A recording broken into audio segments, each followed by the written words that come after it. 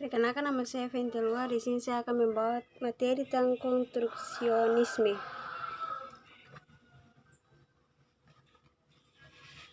Pengertian filsafat konstruktivisme. Pengertian konstruktivisme itu sendiri adalah konstruksi atau membangun, artinya membangun pengetahuan dalam diri peserta didik.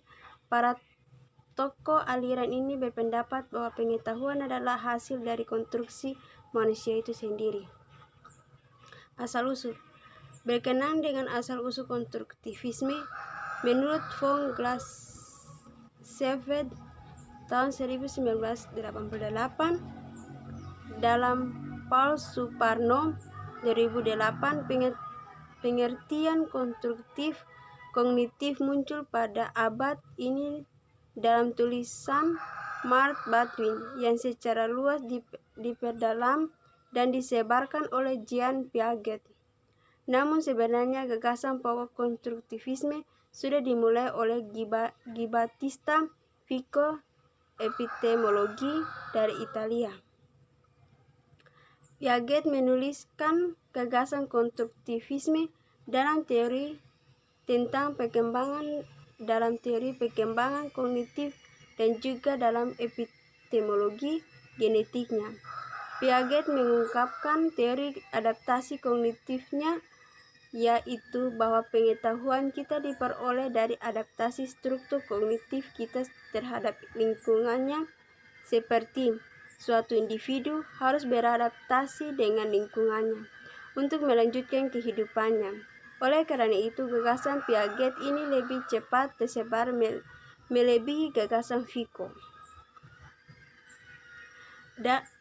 Metodologi dalam proses belajar dan mengajar di sekolah menurut filsafat atau teori kognitif konstruksionisme, siswa dituntun harus aktif, kreatif, dan berpikir kritik dalam proses belajar. Konsekuensi utamanya, guru sebelum memberikan materi pembelajaran harus mengetahui kemampuan awal siswa. Jangan sampai siswa dalam belajar berawal dari pemahaman yang kosong.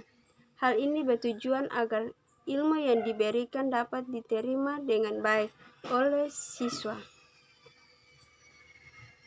Salah satu kegagalan dalam proses belajar disebabkan adanya ketidaktahuan atau memang kesengajaan guru dalam melaksanakan proses belajar, yang selalu melakukan menebak-nebak kemampuan siswa, atau teror psikologi dan teror sosiologi.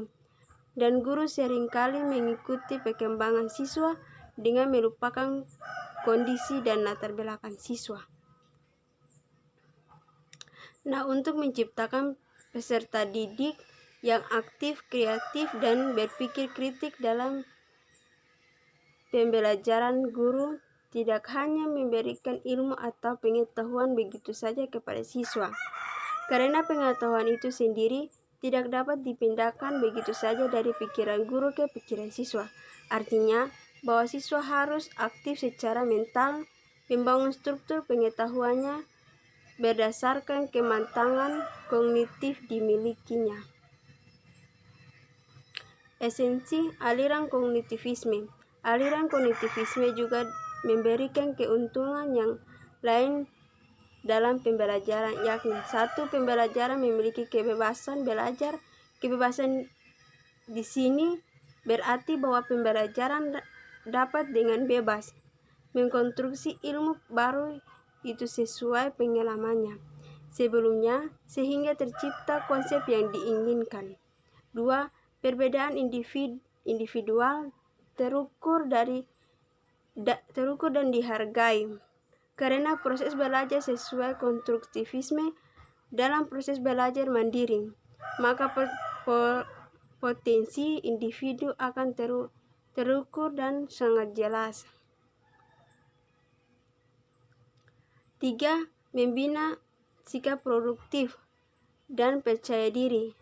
Pembelajaran diharapkan selalu mengkonstruksi ilmu barunya, sehingga mereka akan produktif menciptakan konsep baru tentang sesuatu untuk diri mereka sendiri.